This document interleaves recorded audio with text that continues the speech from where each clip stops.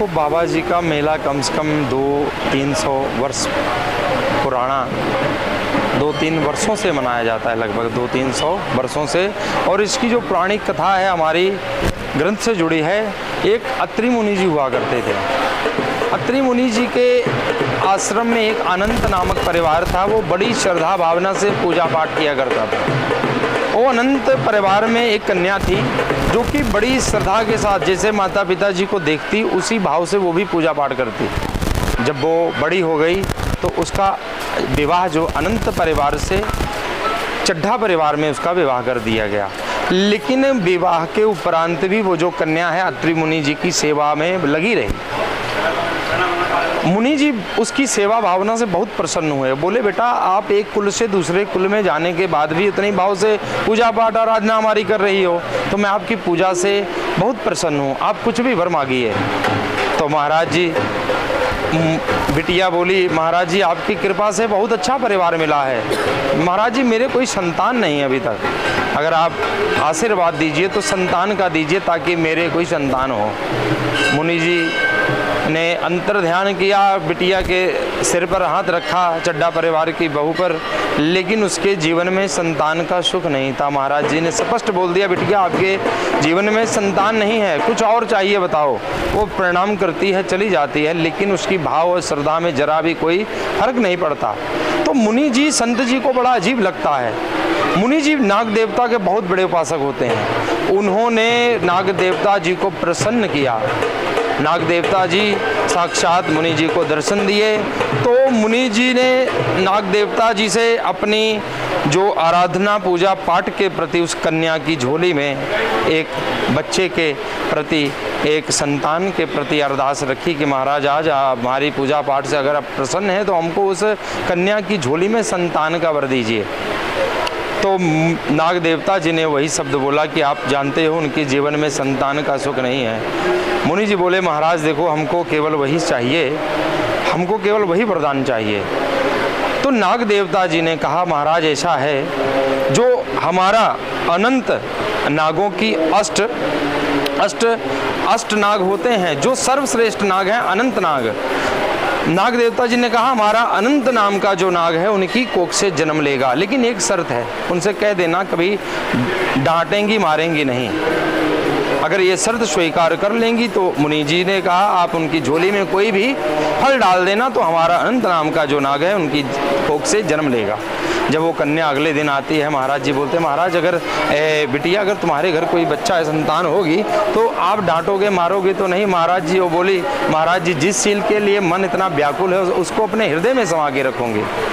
तो महाराज जी ने उनकी झोली में फल डाल दिया और चड्ढा परिवार में 9 महीने बाद नाग देवता जी का खुद का स्वरूप अनंत नामक नाग चड्ढा परिवार में पैदा हुए, जिनका नाम बालक सोडी रखा गया। दिन प्रतिदिन समय बीतता गया। एक दिन माँ तालाब के किनारे कपड़े धो रही थी। माँ वहीं पर कपड़े धो रही तो वहीं झाल था सुखवाने को डालती, वहीं बालक सोडी खेल रहे होते हैं। तो जैसे माँ सूखने को कपड़े डालती वो कपड़ा उठा के वहाँ फेंक देते। बोले, माँ ये सब मत करो, चलो मुझे भूख लगी है खाना दो।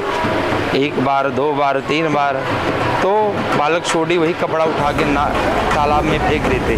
माँ ने बहुत, जैसे माताएं अपने बच्चों को ऊपर गुस्सा कर जाती हैं, माँ को गुस्सा चढ़ गया, बेटा जैसे तू पानी में कपड़े फेंक रहा है ऐसी जा तू डूब मर।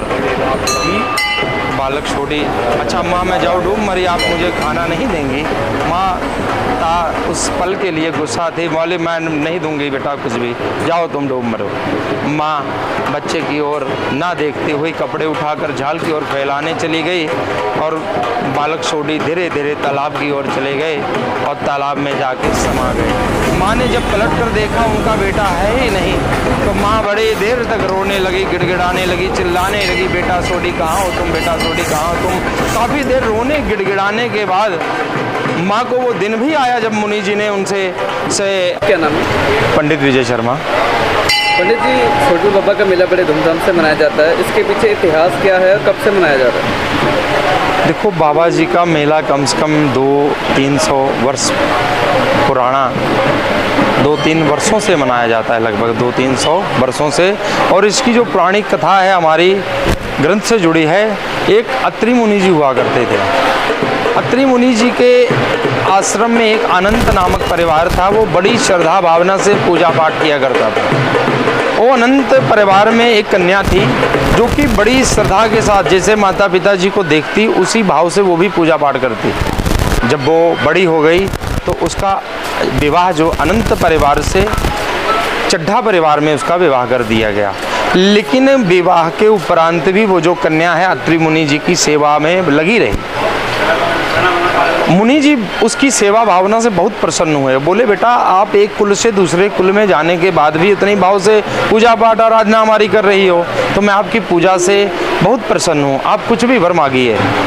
तो महाराज जी बिटिया बोली महाराज जी आपकी कृपा से बहुत अच्छा परिवार मिला है। महाराज जी मेरे कोई संतान नहीं अभी तक, अगर आप आशीर्वाद दीजिए तो संतान का दीजिए ताकि मेरे कोई संतान हो। मुनि जी ने अंतर ध्यान किया, बिटिया के सिर पर हाथ रखा चड्ढा परिवार की बहू पर, लेकिन उसके जीवन में संतान का सुख नहीं था। महाराज जी ने स्पष्ट बोल दिया बिटिया आपके जीवन में संतान नहीं है, कुछ और चाहिए बताओ। वो प्रणाम करती है चली जाती है, लेकिन उसकी भाव और श्रद्धा में जरा भी कोई फर्क नहीं पड़ता। तो मुनि जी संत जी को बड़ा अजीब लगता है। मुनि जी नाग देवता के बहुत बड़े उपासक होते हैं। उन्होंने नाग देवता जी को प्रसन्न किया। नाग देवता जी साक्षात मुनि जी को दर्शन दिए तो मुनि जी ने नाग देवता जी से अपनी जो आराधना पूजा पाठ के प्रति उस कन्या की झोली में एक बच्चे के प्रति एक संतान के प्रति अरदास रखी कि महाराज आज हमारी पूजा पाठ से अगर आप प्रसन्न हैं तो हमको उस कन्या की झोली में संतान का वर दीजिए। तो नाग देवता जी ने वही शब्द बोला कि आप जानते हो उनके जीवन में संतान का सुख नहीं है।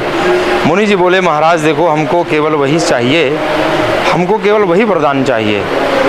तो नाग देवता जी ने कहा महाराज ऐसा है जो हमारा अनंत नागों की अष्ट नाग होते हैं, जो सर्वश्रेष्ठ नाग हैं अनंत नाग। नाग देवता जी ने कहा हमारा अनंत नाम का जो नाग है उनकी कोख से जन्म लेगा, लेकिन एक शर्त है, उनसे कह देना कभी डांटेंगी मारेंगी नहीं। अगर ये शर्त स्वीकार कर लेंगी तो मुनि जी ने कहा आप उनकी झोली में कोई भी फल डाल देना तो हमारा अनंत नाम का जो नाग है उनकी कोख से जन्म लेगा।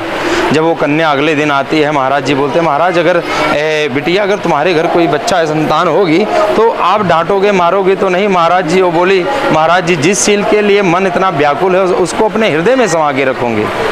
तो महाराज जी ने उनकी झोली में फल डाल दिया और चड्ढा परिवार में 9 महीने बाद नाग देवता जी का खुद का स्वरूप अनंत नामक नाग चड्ढा परिवार में पैदा हुए, जिनका नाम बालक सोडी रखा गया। दिन प्रतिदिन समय बीतता गया। एक दिन माँ तालाब के किनारे कपड़े धो रही थी। माँ वहीं पर कपड़े धो रही तो वहीं झाल था सुखवाने को डालती, वहीं बालक सोडी खेल रहे होते हैं। तो जैसे माँ सूखने को कपड़े डालती वो कपड़ा उठा के वहाँ फेंक देते। बोले माँ ये सब मत करो, चलो मुझे भूख लगी है खाना दो। 1 बार 2 बार 3 बार तो बालक सोडी वही कपड़ा उठा के तालाब में फेंक देते। माँ ने बहुत जैसे माताएं अपने बच्चों को ऊपर गुस्सा कर जाती हैं, माँ को गुस्सा चढ़ गया बेटा जैसे तू पानी में कपड़े फेंक रहा है ऐसी जा तू डूब मर। बालक सोडी अच्छा माँ मैं जाऊँ डूब मरी, आप मुझे खाना नहीं देंगी।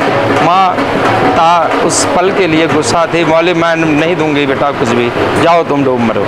माँ बच्चे की ओर ना देखते हुए कपड़े उठाकर झाल की ओर फैलाने चली गई और बालक सोडी धीरे धीरे तालाब की ओर चले गए और तालाब में जाके समा गए। माँ ने जब पलट कर देखा उनका बेटा है ही नहीं तो माँ बड़े देर तक रोने लगी, गिड़गिड़ाने लगी, चिल्लाने लगी बेटा सोडी कहाँ हो तुम, बेटा सोडी कहाँ हो तुम। काफ़ी देर रोने गिड़गिड़ाने के बाद माँ को वो दिन भी आया जब मुनि जी ने उनसे शर्त रखी थी। माँ क्षमा याचना मन में मांगने लगी, महाराज एक बार मुझे क्षमा कर दीजिए, महाराज एक बार हमारे बालक को मुझे मिला दीजिए। काफ़ी देर रोने गिड़गिड़ाने के बाद नाग स्वरूप बीच में बालक सोडी का मुख बाहर निकले, बोले माँ हमारा और आपका साथ यहीं तक था। उस दिना अनंत चौदस थी, भाद्रपद शुक्ल पक्ष की अनंत चौदस को भगवान बाबा जी तालाब तब से बाहर निकले थे और उसी दिन से चड्ढा परिवार हर अनंत 14 को बड़ी श्रद्धा और धूमधाम से बाबा जी का मेला करने लगा और हर जाति हर धर्म के लोग यहाँ पर बड़ी श्रद्धा और अपनी आस मुराद लेकर आते हैं। माताओं को लाल मिलते हैं, भाइयों को अपनी बहनों को भाइयों का प्यार मिलता है। इस जो बाबा जी की इस स्थान पर हर परिवार की मनोकामना पूर्ण होती है। बोलो श्री सिद्ध बाबा छोड़ल महाराज की जय।